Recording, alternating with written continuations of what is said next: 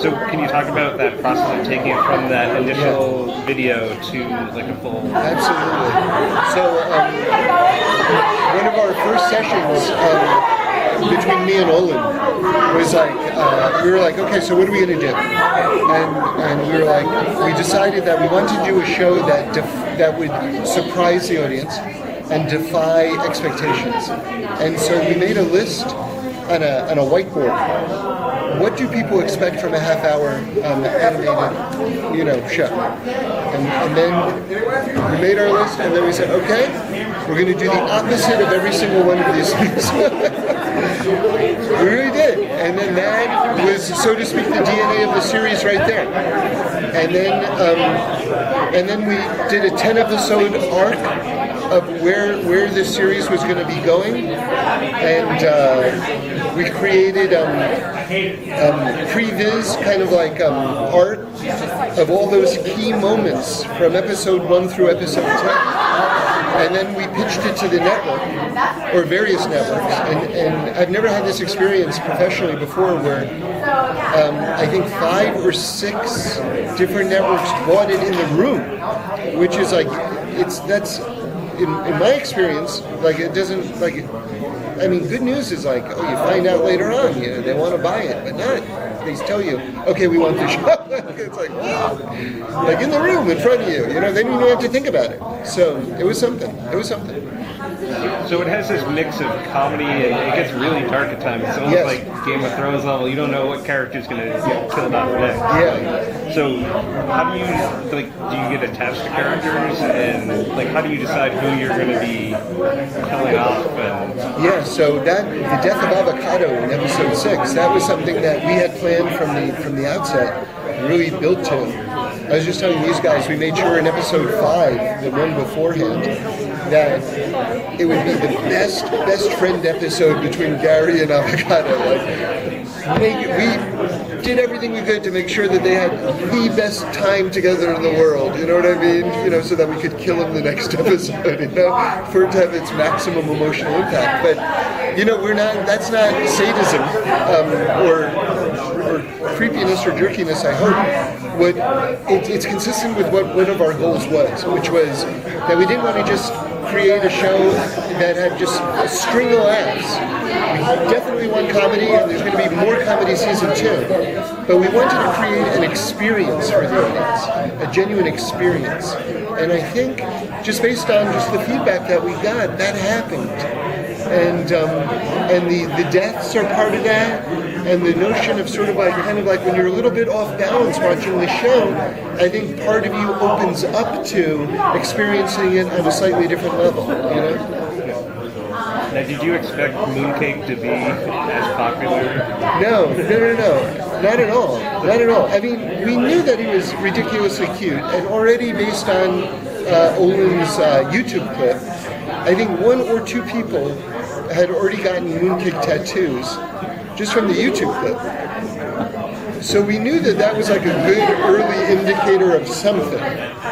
But then, TBS did their research and everything like that, and the poster was a giant thing of mooncake with "He will kill again," and it's sort of like, every once in a while, I'm really curious to see how this show plays. By the way, today we premiered on Netflix International. So if you want to, now people all around the world can stream the show. Not in America yet. It's not on the streaming channel yet. But one of the cool things is we're looking at the tweets, and they're in all different languages, and we don't know what they say, but they're like emojis with hearts and smiles and everything like that. So it's like, okay, they like it, so that's cool. I'm sorry, I don't know if I answered the question. No, so all these people that have Netflix now, they can go and binge the entire internationally, not in America yet. Yeah. So does that change how, because we got it weekly, so we have to think about it each week, what happen next. Does that change anything?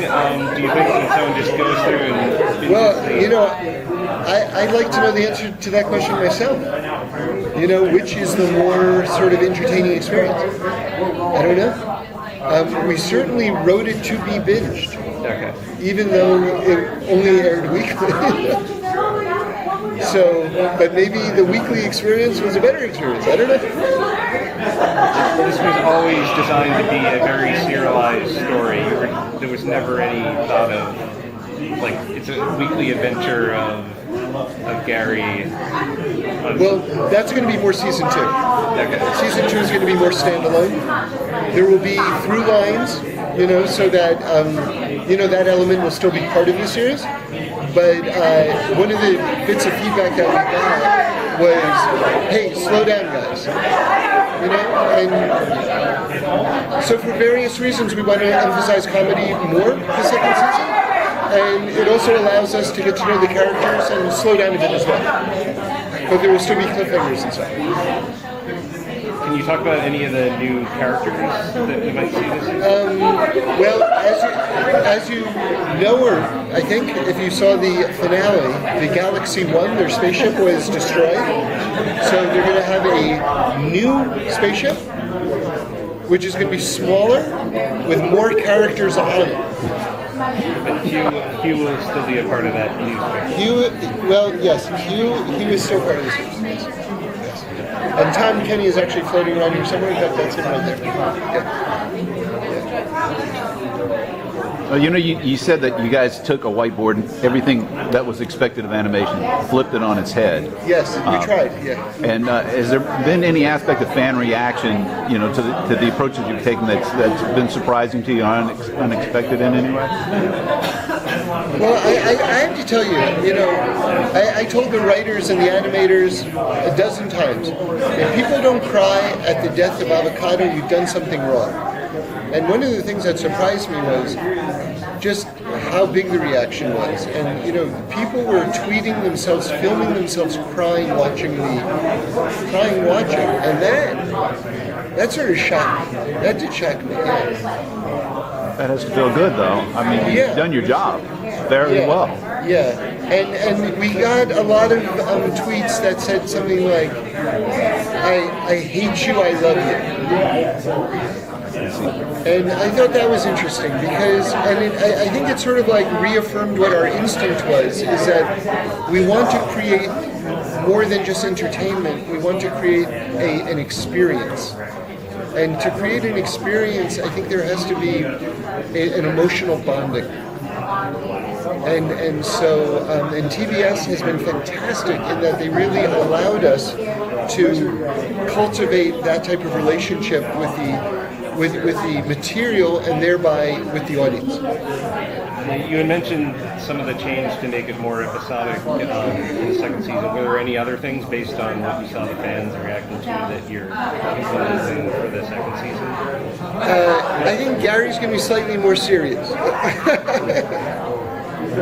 Just slightly. Really good as cookies. Yes, exactly.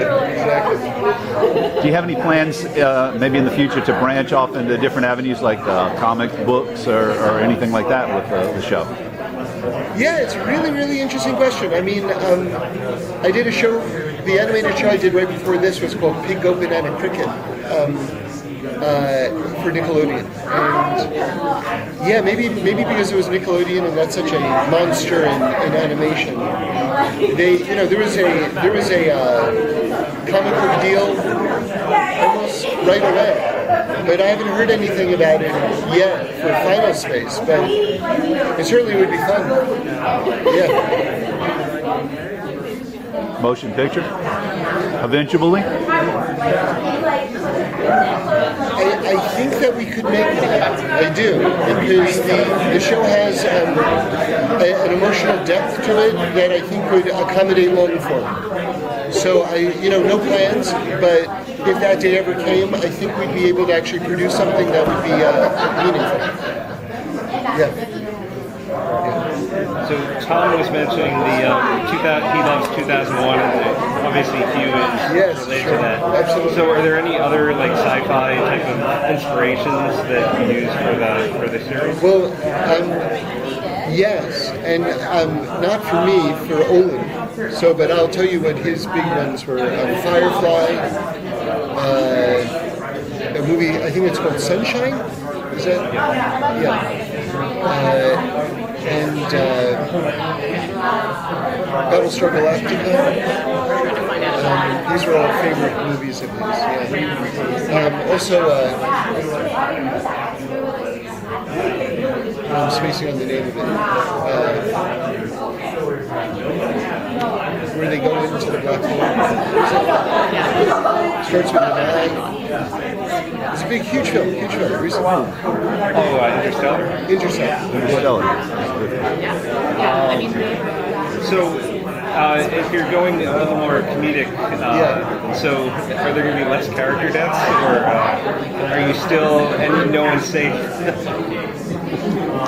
I think that we still are going to want to surprise people, so I won't answer that question. And so, are there any comedic movies then that you're using as inspiration for this upcoming season? Oh, that's interesting. Hadn't really thought about that.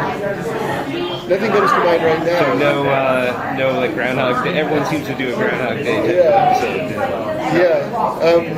We've got one episode, I guess, back in the day we'd call it a Twilight Zone. Now I guess you'd say Black Mirror. And we've got one special Black Mirror type episode that's super cool. That's coming online. Yeah. Is there anything else that, any other favorite thing that you can tease for the upcoming? For season 2?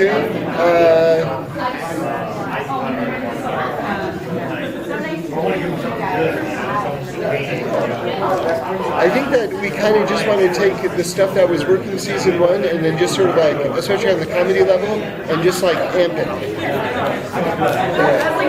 So, I don't know if that's much of an answer. Is that it? Okay. Thank you so much, guys. I really appreciate it.